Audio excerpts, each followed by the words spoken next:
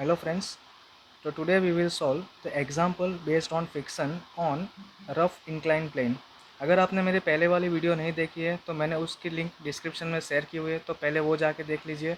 और ये एग्जाम्पल समझने के लिए प्लीज़ वीडियो को एंड तक ज़रूर देखना। Okay, so let us start with the first example. So what we are given here, find the weight of a block if it requires 50 Newton effort to slide it up on the inclined plane making 30-degree angle with the horizontal plane. Assume coefficient of friction 0.20. Here effort is applied along the inclined plane. Okay, so first of all हम क्या करेंगे, उसका free body diagram बनाएंगे। So this is our inclined plane and we have to find out the weight of a block. Suppose our block is here and whose weight is W, which is acting downward. It requires 50 Newton effort to slide it up. मतलब ये जो block है हमें कहाँ पे slide करवाना है, ऊपर की डायरेक्शन में स्लाइड इट अप। तो हमारा जो एफर्ट है वो कहाँ पे लगेगा, इस डायरेक्शन में लगेगा। और वो हमें दिया गया है कि effort is applied along the incline plane, मतलब ये जो इंक्लाइन प्लेन है उसके पैरेलल आएगा। तो ये हो गया हमारा फोर्स P। इसकी वैल्यू क्या दी गई है, 50 न्यूटन। अगर ब्लॉक इस डायरेक्शन में मूवमेंट कर रहा है तो हमने पहले भी देखा था कि फ्रिक्शन किस डायरेक्शन में आएगा, तो फ्रिक्शन आएगा उसके अपोजिट डायरेक्शन में, मतलब यहाँ पे आएगा फ्रिक्शन। अब ये जो W है फोर्स, वो इंक्लाइन फोर्स है, जो हमारी इंक्लाइन सरफेस है उसके साथ इंक्लिनेशन में है, तो उसके दो पार्ट में रिजोल्यूशन हो जाएगा। एक पार्ट हो जाएगा ये और दूसरा पार्ट हो जाएगा ये वाला। अगर ये एंगल कितना है, incline plane making 30 degree, so angle हो गया 30 डिग्री। अगर ये एंगल 30 डिग्री है तो अकॉर्डिंग टू ज्योमेट्री ये एंगल भी कितना हो जाएगा, 30 डिग्री हो जाएगा। और जिस लाइन के साथ वो एंगल बना रहा है उसको हम कॉस कंपोनेंट कहेंगे, और जो बाकी बचता है उसको हम कहेंगे साइन कंपोनेंट। तो ये हो जाएगा हमारा W कॉस 30 डिग्री और ये हो जाएगा W साइन 30 डिग्री। और ये जो ब्लॉक है उसको इंक्लाइन सरफेस पे रखा हुआ है, वो इंक्लाइन सरफेस जो नॉर्मल रिएक्शन देगा वो होगा N। Okay, so in the first and the data is given here, coefficient of friction is 0.2, so mu is equal to 0.20। आगे बढ़ते हैं। So now we will resolve and equating the forces perpendicular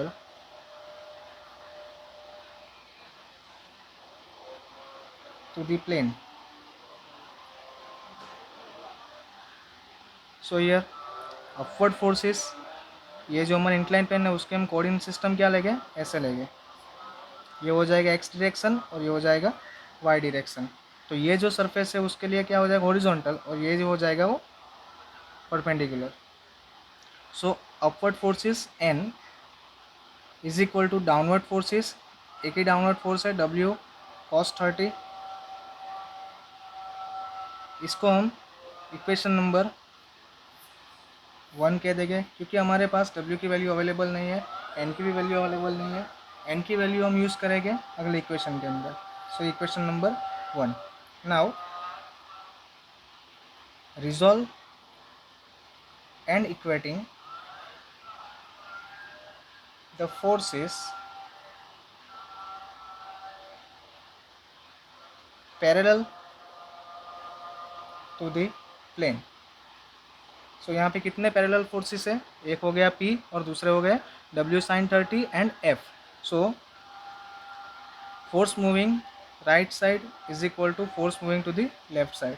सो यहाँ पे हो जाएगा P is equal to F plus W sin 30। अब हमारे पास F की वैल्यू नहीं है, तो F क्या होता है, we know that F is equal to mu into N. So हम यहाँ पे इसको पुट कर देंगे, F is equal to mu into N. plus W sin 30. Again we have the value of n in the equation number 1. N is equal to W cos 30. We will put that value in this equation, mu into W cos 30 plus W sin 30. यहाँ पर हमें क्या निकालना है, wait निकालना है. तो हम क्या करेंगे, इस इक्वेशन के अंदर से जो W है उसको कॉमन ले लेंगे. तो ये क्या हो जाएगा, W कॉमन निकाल दिया. यहाँ पे बचेगा म्यू cos 30 प्लस यहाँ पे बचेगा sin 30. W की वैल्यू निकालने के लिए क्या करेंगे, W is equal to P, ये यहाँ पे आ जाएगा upon mu cos 30 plus sin 30. अब सभी वैल्यू हमारे पास अवेलेबल है तो हम उसको अंदर रख देंगे.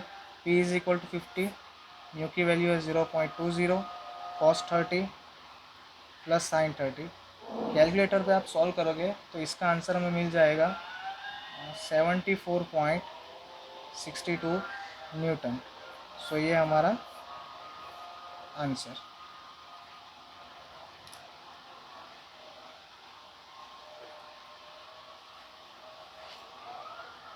Okay, so let's move towards the second example. Okay, so here is the second example. Okay. So what data given here? A body of weight 8 kilonewton is lying on a rough inclined plane at an angle of 30 degree with horizontal. तो यहाँ पे हमें ये दिया गया है,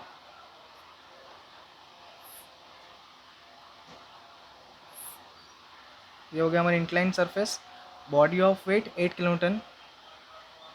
suppose ये हमारी बॉडी है, उसका वेट 8 किलोन्यूटन है जो डाउनवर्ड एक्ट करेगा. So W is equal to 8 kilonewton हो जाएगा.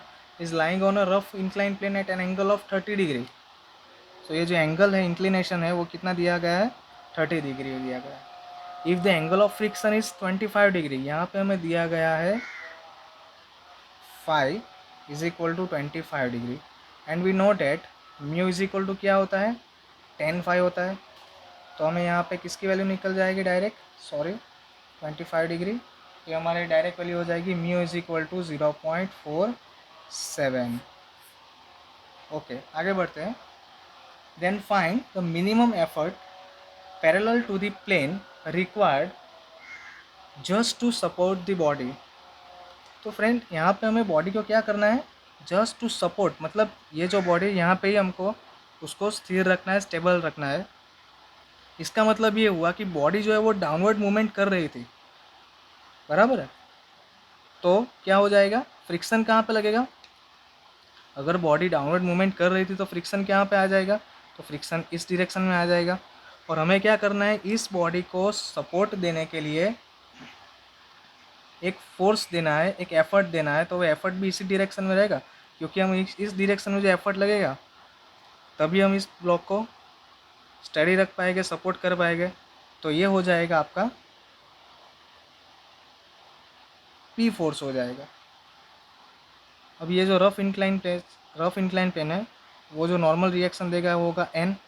ये जो डब्ल्यू है उसके दो कंपोनेंट हो जाएगा, एक ये हो जाएगा और एक हो जाएगा. ये एंगल 30 है, तो जैसे हमने देखा पहले, तो ये एंगल भी कितना हो जाएगा, 30 हो जाएगा. और ये एंगल इस लाइन के साथ एंगल बना रहा है, क्या हो जाएगा, ये W cos 30 और ये हो जाएगा W sin 30. यहाँ पे हमें क्या फाइंड करना है, find the minimum effort parallel to the plane. ये जो एफर्ट हमने लगाया हुआ है P parallel to the plane, वो हमें निकालना है. तो हम सबसे पहले क्या करेंगे, रिजॉल्व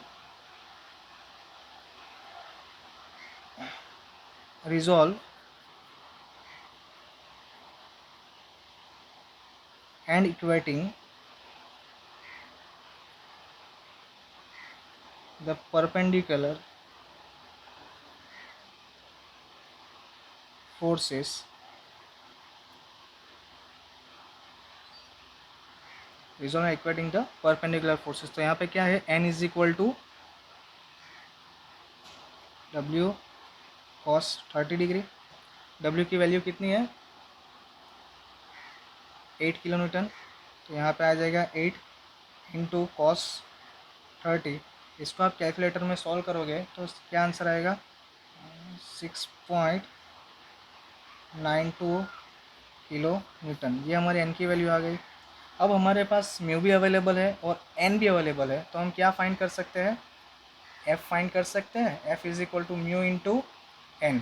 सो 0.47 इंटू 6.92, इसकी वैल्यू क्या आ जाएगी, 3.25 किलो न्यूटन। सो एफ की वैल्यू भी अवेलेबल हो गई। अब हम करेंगे पैरेलल फोर्सेस है उसको रिजॉल्व करेंगे। तो resolve and equating the forces parallel to the plane. So the force moving towards right side is equal to force moving towards left side. So यहाँ पे हो जाएगा P plus F is equal to W sin 30। हमें P की value निकालनी है।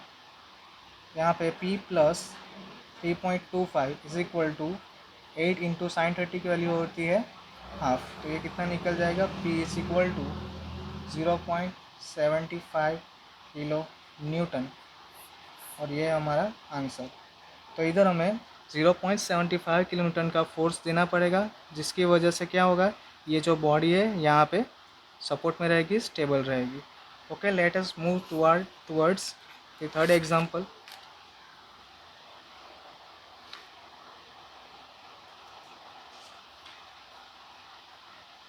Okay, so यहाँ पे हमें क्या दिया गया है, calculate the horizontal force required for a block of weight 50 newton to push up the plane which is inclined at 30 degree with horizontal.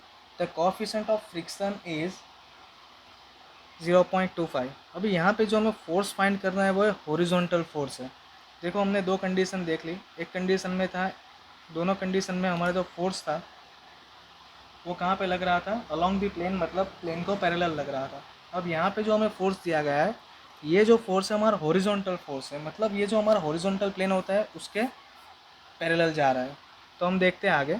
चलो सॉल्यूशन।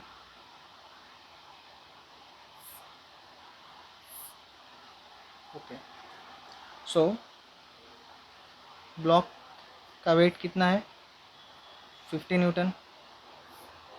तो यहाँ पे आ जाएगा W is equal to 50 newton. Block को हमें ऊपर पुश करवाना है, तो क्या करेंगे, मूवमेंट ऊपर की साइड होगी तो फ्रिक्शन आएगा डाउनवर्ड डायरेक्शन में। तो ये हो गया हमारा फोर्स ऑफ फ्रिक्शन। एफर्ट जो है वो हॉरिजॉन्टल लग रहा है, मतलब ये जो हॉरिजॉन्टल प्लेन है यहाँ से ऐसे आएगा। अब ये जो हमारा इंक्लाइन प्लेन है उसके साथ ये एंगल बना रहा है। ओके, अगर ये एंगल जो हमारा कितना दिया गया है 30 डिग्री है, तो इसके भी दो कंपोनेंट हो जाएंगे। एक component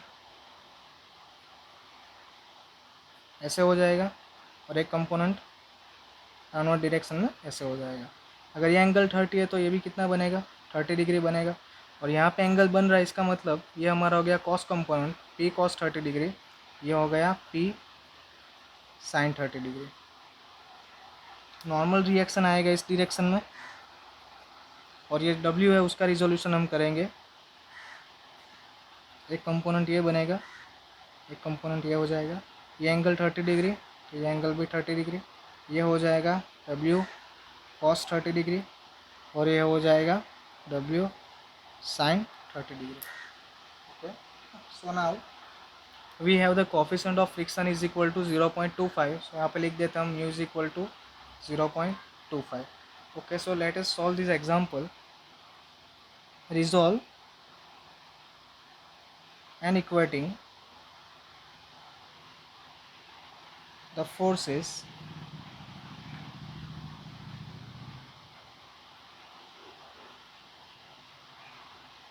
perpendicular to the plane, we will get N is equal to W cos 30।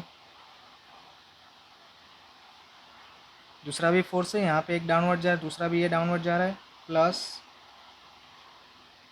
P sin 30। यहाँ पे हमें W की वैल्यू दी गई है, W की वैल्यू कितनी है 50 न्यूटन है, cos 30 और ये P इंटू हाफ हो जाएगा। तो इसको हम रिजॉल्व करके लिख सकते हैं 43.3। इसका आंसर क्या आएगा 43.3 आएगा और इसका आंसर हाफ मतलब 0.5 इंटू पी हो जाएगा। तो ये हमारा n हो गया। इसको हम बोलेंगे इक्वेशन नंबर 1। अब हम करेंगे resolve and equating the forces parallel to the plane. So parallel forces यहाँ पे कितने हैं, ये हो गया हमारे एक पैरेलल फोर्सेस P cos 30 और दूसरा हो गया इस साइड से F और W sin 30। So we can say that P cos 30 degree is equal to F plus W sin 30 degree. cos 30 की वैल्यू कितनी होती है 0.86 आ जाएगी। आप कैलकुलेटर में करोगे तो F की वैल्यू होती है म्यू इंटू N और ये हो जाएगा W 50 तो ये हो जाएगा sin 30 हाफ। तो 0.86 into P is equal to mu की वैल्यू हमें दी गई है 0.25 और एन की वैल्यू हमें यहाँ पे मिली है इक्वेशन नंबर 1 के अंदर। तो हम यहाँ पे रखेंगे उसको 43.3 प्लस 0.5 इंटू पी प्लस ये कितना हो जाएगा 50/2 25 हो जाएगा। Now we will calculate this 0.86 P is equal to ये कितना हो जाएगा 10.82 और ये हो जाएगा 0.25 इंटू तो 0.125 इंटू पी प्लस 25। अब हम करेंगे ये जो वैल्यू यहाँ पे आ जाएगी तो 0.86 माइनस 0.125 ये हो जाएगा आपका 0.705 into P is equal to ये हो जाएगा 10 प्लस 25 35.82 हो जाएगा। तो इसका आंसर क्या निकल जाएगा P is equal to 50.80 newton. So this is our answer. So friends, in the next lecture we will see the ladder friction. Okay, thank you.